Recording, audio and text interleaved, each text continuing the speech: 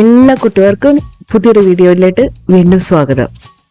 ഇന്ന് ഞാൻ നിങ്ങൾക്ക് ഉണ്ടാക്കി കാണിക്കാൻ പോകുന്നത് ഞങ്ങളുടെ വീട്ടിലെ സ്പെഷ്യൽ ഐറ്റാട്ടോ, പഞ്ചാബി സമോസ. ഞാനിവിടെ 400 ഗ്രാം മൈദയാണ് കേട്ടോ എടുത്തിരിക്കുന്നത്. 400 ഗ്രാം മൈദയ്ക്ക് ഞാൻ 7 ടേബിൾ സ്പൂൺ ഓയിൽ ഞാൻ അവിടെ ചൂടാക്കാൻ വെച്ചിട്ടുണ്ട്. ഇതിന് എനിക്ക് 22 ഒരു മീഡിയം എന്നല്ല, കുറച്ച് വലിയ സമോസന് 22 എണ്ണം കിട്ടിയിട്ടുണ്ട്. സെന്ററിൽ ഒരു കുഴി കുഴിക്കുക, ഉപ്പ് തട്ടിക്കൊണ്ട് എടുക്കുക. ഉപ്പ് ഇങ്ങനെ ആവശ്യത്തിന് ഉപ്പിടുക, ആവശ്യത്തിന് മാത്രം, അനാവശ്യത്തിന് ഇടരുത്. എന്നിട്ടുണ്ടല്ലോ, അയ്യോ ഞാൻ ഒരു കാര്യം മറന്നുപോയി. ഈ നോർത്ത് ഇന്ത്യൻ സമോസയുടെ ഏറ്റവും ഇമ്പോർട്ടൻ്റ് ആയിട്ട് ഒരു കാര്യമുണ്ട്, അയമോദകം. അത് ഇങ്ങനെ കടിക്കുമ്പോൾ നമുക്ക് ഇടയ്ക്കിടയ്ക്ക് കിട്ടും ഈ മാവിൽ. അപ്പം ആ അയമോദകം എടുത്തിട്ട് ഇങ്ങനെ തുരാന്ന് ഇട്ട് കൊടുക്കണം. പക്ഷെ കിട്ടിയിട്ടില്ല, കണ്ടോളൂ, ഇതാണ് അയമോദകം. കാണാൻ പറ്റുമെന്ന് എനിക്കറിയത്തില്ല, പക്ഷെ ഇതാണ് അയമോദകം, അജ്വൈൻ എന്ന് പറയും. അതങ്ങ് എടുത്തിട്ട് ഇങ്ങനെ തുരാന്നങ്ങ് ഇട്ട് കൊടുക്കുക, ചിതറി അങ്ങ് വീഴട്ടെ. എന്നിട്ട് നമ്മളുണ്ടല്ലോ, തിളച്ച എണ്ണ ഉണ്ടല്ലോ, അത് ഇതിലേട്ടങ്ങ് ഒഴിച്ചു കൊടുക്കുക. വേണമെങ്കിൽ ഒന്ന് കൈയിട്ട് മുക്കി നിൽക്കുക തിളച്ചിട്ടുണ്ടോ എന്ന്. എന്നിട്ട് വേണ്ട, ഒരു സ്പൂൺ എടുത്ത് നമുക്ക് ഇളക്കാം, മിക്സ് ചെയ്ത് കൊടുക്കാം കേട്ടോ. നല്ലതായിട്ട് മിക്സ് ചെയ്യാം. എന്നിട്ട് നമ്മൾ ഈ മിക്സ് ചെയ്ത് വെച്ച മാവുണ്ടല്ലോ, നമ്മൾ 2 കൈ കൊണ്ട് നല്ലതായിട്ട് തിരുമ്മി ഇങ്ങനെ യോജിപ്പിക്കണം നല്ലതായിട്ട്. ഇത് എന്തിനാന്ന് വെച്ചാൽ, നമ്മൾ മാവ് യൂഷ്വലി നമ്മൾ മൈദ എന്താ പറയുക പരത്തുമ്പോൾ തിരിച്ച് ചുരുണ്ടിങ്ങ് കയറത്തില്ലേ, അങ്ങനെ കയറത്തില്ല. നമ്മൾ പരത്തിയാൽ ആ റൗണ്ട് അതുപോലെ തന്നെ നിൽക്കും. അതിന് വേണ്ടിയിട്ടാട്ടോ ഇങ്ങനെ ചെയ്യുന്നത്. ഇത് വലിയ മെയിൻ സ്റ്റെപ്പാട്ടോ. ഇതിങ്ങനെ തന്നെ ചെയ്യണം. ചൂട് ഓയിൽ ഒഴിച്ചിട്ട് ഇങ്ങനെ തന്നെ ഇത് മിക്സ് ചെയ്യണം. പിന്നെ ഓയിലിന്റെ കണക്ക് ഞാൻ കറക്റ്റായിട്ട് അവിടെ പറഞ്ഞില്ല. 100 ഗ്രാം മൈദയ്ക്ക് 2 ടേബിൾ സ്പൂൺ ആണ് ഓയിൽ എടുക്കേണ്ടത്.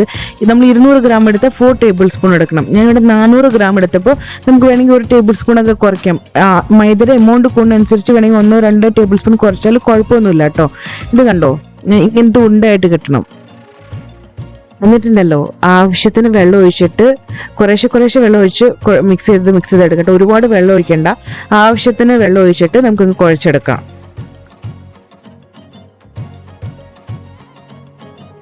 ഈ മാവിന്റെ പരുവം എന്താന്ന് വെച്ചാലേ, നമ്മള് പൂരിക്കൊക്കെ ഉണ്ടാക്കത്തില്ലേ, കുറച്ച് കട്ടിയുള്ള മാവ്. അത് ചപ്പാത്തി കുറച്ചും കൂടി ലൂസായിരിക്കും, പക്ഷെ പൂരിക്ക് നല്ല കട്ടിയുള്ള മാവല്ലേ. നമുക്ക് സുന്ദരം മാവൊന്നും വേണ്ട, കുറച്ച് വിണ്ടുകീറലും വരയും കുത്തൊക്കെ ഉള്ള മാവാണ് നമുക്ക് വേണ്ടത്. കാരണം ഒരുപാട് ലൂസാക്കി കുഴച്ച് കഴിഞ്ഞാല് നമുക്ക് പൊറോട്ട അല്ല, സമോസ അത്ര നല്ലതായിട്ട് വരത്തില്ല.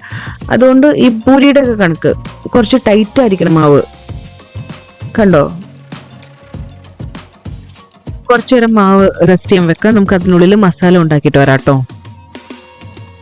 ഞാനിവിടെ 600 ഗ്രാം പൊട്ടാറ്റോ എടുത്തേണ്. 400 ഗ്രാം മൈദയ്ക്ക് 600 ഗ്രാം പൊട്ടാറ്റോ, പിന്നെ ഒരു വലിയൊരു പീസ് ഇഞ്ചിയും 8 പച്ചമുളകും എടുത്തിട്ടുണ്ട് കേട്ടോ. ഞങ്ങൾക്ക് എരിവ് അധികം വേണം, അതുകൊണ്ട് ഞങ്ങൾ 8 പച്ചമുളക് എടുത്തിട്ടുണ്ട്. പിന്നെ മല്ലിയില, പിന്നെ ഒരു ചെറിയ 3 പിടി ഗ്രീൻ പീസ് മതി കേട്ടോ. അത് കുറച്ച് അധികം ഉണ്ട്, എന്നാലും ചെറിയ 3 പിടി ഞാൻ ഇടുന്നുള്ളൂ. പിന്നെ കപ്പലണ്ടി, പീനട്ട്, അത് നിങ്ങൾക്ക് ആവശ്യത്തിന്. ഞാനിത് കുറച്ച് അധികം എടുത്തിട്ടുണ്ട്, എനിക്ക് ഇടയ്ക്ക് അത് കടിക്കുന്ന ഇഷ്ടമാണ്, അതുകൊണ്ട് ഞാൻ കുറച്ച് അധികം എടുത്തിട്ടുണ്ട്. നിങ്ങൾക്ക് എത്രയാണ് ആവശ്യം അത്ര ഇട്ടാൽ മതി കേട്ടോ. പിന്നെ നമ്മളത് പൊട്ടറ്റോ ഒന്ന് ഉടച്ചെടുക്കുക. ഞാൻ മസാല ഉണ്ടാക്കാൻ വേണ്ടിയിട്ട് പാൻ അടുപ്പത്ത് വെച്ചേ. എന്നിട്ട് ഞാൻ 1.5 ടേബിൾ സ്പൂൺ ഓയിലാണ്, ഒരു ഏകദേശ കണക്കാണ്, 1.5 ടേബിൾ സ്പൂൺ ഓയിൽ വെച്ചിട്ടുണ്ട്. എന്നിട്ട് ഞാൻ അതിലിട്ട് ഇഞ്ചിയും പച്ചമുളകും ചതച്ചത് ആഡ് ചെയ്ത് ചെറുതായിട്ടൊന്ന് വഴറ്റിയാൽ മതിയേ. മറ്റേ ഗോൾഡൻ ബ്രൗൺ അങ്ങനെയൊന്നും ആവേണ്ട കാര്യമില്ല, ചെറുതായിട്ടൊന്ന് വഴറ്റിയാൽ മതി. പച്ചമണം മാറണം, അത്രേ ഉള്ളൂ. എന്നിട്ട് കുറച്ച് മഞ്ഞൾപ്പൊടി ആഡ് ചെയ്യുക. എന്നിട്ട് അതൊന്ന് മിക്സ് ചെയ്ത് അപ്പം തന്നെ നമുക്ക് പീനട്ട് ആഡ് ചെയ്യാം കേട്ടോ.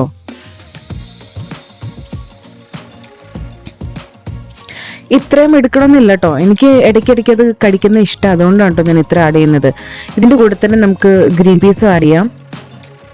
ഒരു ചെറിയ 3 പിടി ഗ്രീൻ പീസ് ആഡ് ചെയ്യുന്നുണ്ട് കേട്ടോ. ഫ്രോസൺ ഗ്രീൻ പീസ് ആണ് ഞാൻ എടുത്തേക്കുന്നത്. അതിൻ്റെ ഒരു പച്ചമണം മാറാൻ വേണ്ടിയിട്ട് ഞാൻ അടച്ചു വെച്ചൊന്ന് വേവിക്കുന്നുണ്ട്. ഒരു 5 മിനിറ്റ് ഞാൻ അടച്ചു വെച്ച് വേവിക്കുവേ.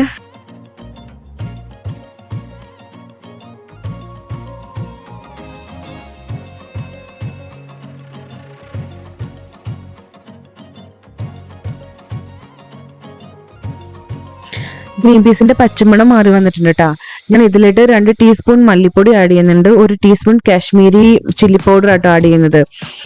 പച്ചമുളകാണ് ഇതിലിട്ട് കൂടുതൽ ആഡ് ചെയ്യേണ്ടത്. ഞാൻ നിങ്ങളുടെ എരിവിനനുസരിച്ചിട്ട് പച്ചമുളകിന്റെ എണ്ണം കൂട്ടും കുറയ്ക്കുകയും ചെയ്യാം കേട്ടോ. ഞാൻ 8 പച്ചമുളക് എടുത്തിട്ടുണ്ടായിരുന്നു. മസാല മൂത്ത് വരുമ്പോഴത്തേക്കും പൊട്ടറ്റോ ആഡ് ചെയ്യുക. എന്നിട്ട് നല്ലതായിട്ട് മിക്സ് ചെയ്യുക. മസാല എല്ലായിടത്തും വരുന്ന രീതിയിൽ മൊത്തം പൊട്ടറ്റോ ആഡ് ചെയ്തിട്ട് മസാല എല്ലായിടത്തും വരുന്ന രീതിയിൽ നല്ലതായിട്ട് മിക്സ് ചെയ്യാം കേട്ടോ. ഈ റെസിപ്പി പറഞ്ഞു തന്നത് ഹസ്ബൻഡിൻ്റെ അമ്മയാണ്. പക്ഷേ അമ്മ ഇപ്പോൾ ഞങ്ങളുടെ കൂടെ ഇല്ല കേട്ടോ. ഞങ്ങളുടെ ഹസ്ബൻഡിൻ്റെ ഫാമിലി കുറച്ചധികം നാൾ നോർത്ത് ഇന്ത്യയിൽ സെറ്റിൽഡ് ആയിരുന്നു. ആ സമയത്ത് അമ്മ ഒരുപാട് നോർത്ത് ഇന്ത്യൻ ഡിഷസ് ഉണ്ടാക്കാൻ പഠിച്ചിട്ടുണ്ട്. അതിൽ ഒരുമാതിരിപ്പെട്ടതെല്ലാം അമ്മ എനിക്ക് പറഞ്ഞു തന്നിട്ടുണ്ട് കേട്ടോ. ചില സമയത്തൊക്കെ എൻ്റെ ഹസ്ബൻഡ് പറയും, നീ ആ ഡിഷൊന്നും ഉണ്ടാക്കി ആ കറി ഒന്ന് ഉണ്ടാക്കി തരുമെന്ന് എന്നോട് ചോദിക്കും. പക്ഷേ ചിലതൊക്കെ എനിക്ക് ഓർമ്മയുണ്ടാവില്ല. ഈ ഞാൻ മറന്നു എന്ന് പറഞ്ഞു കഴിഞ്ഞാൽ പറയും, വേഗം ഫോൺ എടുത്ത് അമ്മേനെ വിളിക്കും, അമ്മ പറഞ്ഞു തരുമെന്ന് പറയും. പക്ഷേ ആൾക്ക് ഇതുവരെ ഞാൻ പിന്നെ കുറച്ചൊന്ന് സൈലൻ്റ് ആയിരിക്കും. ആൾക്ക് ഇങ്ങനെ ഉൾക്കൊള്ളാൻ പറ്റിയിട്ടില്ല നമ്മുടെ കൂടെ അമ്മയില്ല എന്നുള്ളത്. അതൊക്കെ പോട്ടെ. നമുക്ക് ഇനിയുണ്ടല്ലോ ഗരം മസാല ആട്ടിട്ടുണ്ടത്. ഞാനിപ്പോൾ ഗരം മസാല ആഡ് ചെയ്ത് അതിൻ്റെ കൂടെ തന്നെ ക്യുമിൻ പൗഡറും ആഡ് ചെയ്യുന്നുണ്ട്. മിൻറ്റിൻ്റെ കുപ്പിക്കാണ്, പക്ഷേ അതിൽ ക്യുമിൻ പൗഡർ ആട്ടോ ഇട്ട് വെച്ചേക്കുന്നത്. എന്നിട്ട് ഗരം മസാല ഒരു ചെറിയ ടീസ്പൂൺ ഇട്ടാൽ മതി, മിൻറ്റും ഒരു ചെറിയ ടീസ്പൂൺ അത്ര മതി കേട്ടോ. ഇതിന് നല്ലതായിട്ട് മിക്സ് ചെയ്യുക. ഇതിൽ ചിലർ ചാറ്റ് മസാല ഇടും, ആംചൂർ പൗഡറും, അല്ലെങ്കിൽ ഇന്ദുപ്പിടും. നമ്മൾ സോൾട്ടിന് പകരം ഇന്ദുപ്പിടും.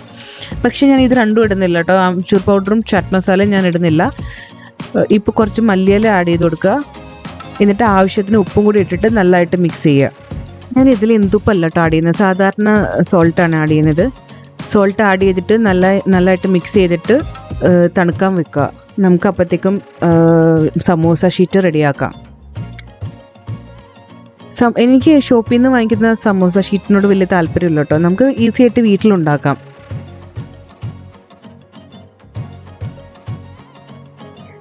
മാവ് എടുത്തിട്ടേ മീഡിയം സൈസ് ബോളുകളാക്കുക കേട്ടോ. എനിക്ക് പറയത്തില്ല, അജാനബാഹു ആയിട്ടുള്ള സമോസയല്ല കേട്ടോ വേണ്ടത്. എനിക്ക് ഒരു മീഡിയം സൈസ് സമോസ മതി. ഈ പഞ്ചാബി സമോസ ഭയങ്കര വലുതാട്ടോ. ഞാൻ അങ്ങനത്തെ സമോസയല്ല, കുറച്ച് മീഡിയം സൈസ് സമോസയാണ് ഉണ്ടാക്കുന്നത്. പഞ്ചാബി സമോസ ആണെങ്കിൽ വ്യത്യാസമൊന്നുമില്ല കേട്ടോ. ഈ ബോളുകൾ കുറച്ച് വലുതാക്കണം, നമ്മൾ പരത്തുന്ന ഷീറ്റ് കുറച്ചുകൂടി വലുതാവണം. അല്ലാണ്ട് എല്ലാ സ്റ്റെപ്പും ഒരുപോലെ തന്നെയാണ്. ബോൾ എടുക്കുക, നമ്മൾ എന്താണ് കുറച്ച് മൈദമാവ് ഇട്ടിട്ട് നല്ലോണം പരത്തിയെടുക്കുക. പ്രത്യേകിച്ച് ഷേപ്പ് ഒന്നും നിങ്ങൾക്ക് റൗണ്ട് ആവണമെന്നൊന്നും നിർബന്ധമൊന്നുമില്ല കേട്ടോ. അങ്ങ് കുറച്ച് വലുതായിട്ട് പരത്തിയെടുക്കുക. നിങ്ങൾക്ക് കട്ടിയുള്ള മാവാണ്, എന്താണ് കട്ടി ഷീറ്റാണ് വേണമെങ്കിൽ അങ്ങനെ, തിന്ന ഷീറ്റാണ് വേണമെങ്കിൽ അങ്ങനെ പരത്തിയെടുക്കുക. എനിക്ക് തിന്ന ഷീറ്റാണ് വേണ്ടത്, ഞാൻ അതുകൊണ്ട് തിന്നായിട്ടാണോ പരത്തുന്നത്.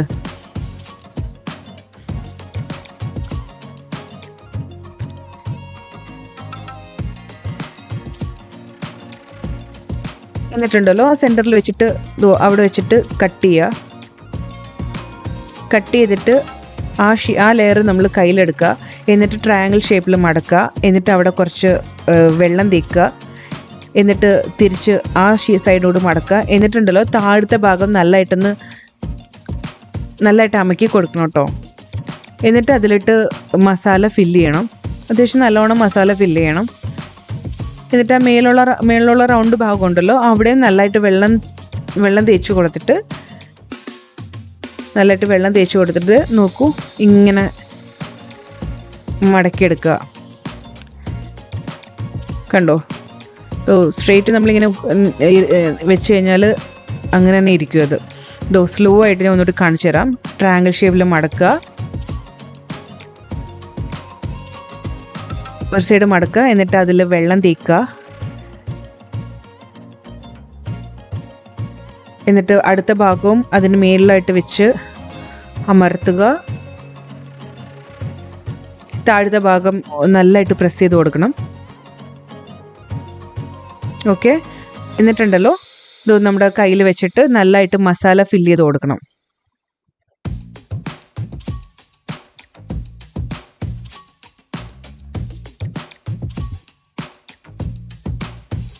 നിങ്ങൾക്ക് മനസ്സിലാവാൻ വേണ്ടിയിട്ടോ ഞാൻ ഇത്ര സ്ലോയിൽ കാണിക്കുന്നത്. നല്ലതായിട്ട് മസാല ഫില്ല് ചെയ്ത് കൊടുക്കുക. എൻ്റെ കെട്ടിയോൻ വീഡിയോ ഷൂട്ട് ചെയ്യാൻ പഠിച്ച് വരുന്നേ ഉള്ളൂ കേട്ടോ. ഇത് കണ്ടോ, ആ റൗണ്ട് ഭാഗത്ത് വെള്ളം തേച്ചിട്ട് ചുറ്റും നല്ലതായിട്ട് വെള്ളം തേച്ച് കൊടുക്കുക. എന്നിട്ട് എന്താ ചെയ്യേണ്ടതെന്ന് അറിയോ, ഇതിങ്ങനെ മടക്കുക. നല്ലതായിട്ട് അമക്കണം കേട്ടോ. കാരണം മസാല ഒരിക്കലും വെളിയിൽ വരാൻ പാടില്ല. മസാല വെളിയിൽ വന്നു കഴിഞ്ഞാൽ അത് ഓയിലായിട്ട് മിക്സ് ആയി കഴിഞ്ഞാൽ ഓയിലും പോവും, സമൂസയും ചീത്തയായി പോവും. എല്ലാം നല്ലതായിട്ട് അമർന്നിരിക്കണം.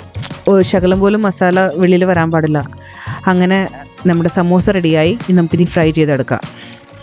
ഞാൻ വീണ്ടും ഫ്രൈയിങ് പാൻ അടുപ്പത്ത് വെച്ചു. സമൂസ വറുക്കാനുള്ള ആവശ്യത്തിനുള്ള എണ്ണ ഒഴിച്ചു കൊടുക്കുക.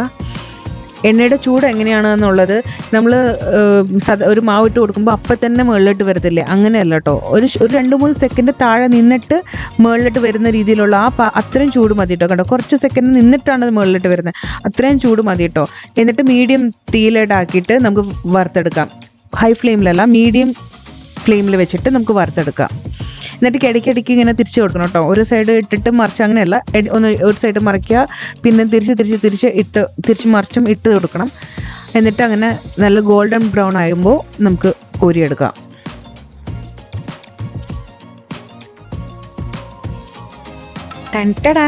അങ്ങനെ നമ്മുടെ ചൂട് സമോസ റെഡി. നിങ്ങൾക്ക് എൻ്റെ വീഡിയോ ഇഷ്ടപ്പെട്ടാലും ഇഷ്ടപ്പെട്ടില്ലെങ്കിലും ലൈക്ക് ചെയ്യുക, സബ്സ്ക്രൈബ് ചെയ്യുക. Thank you.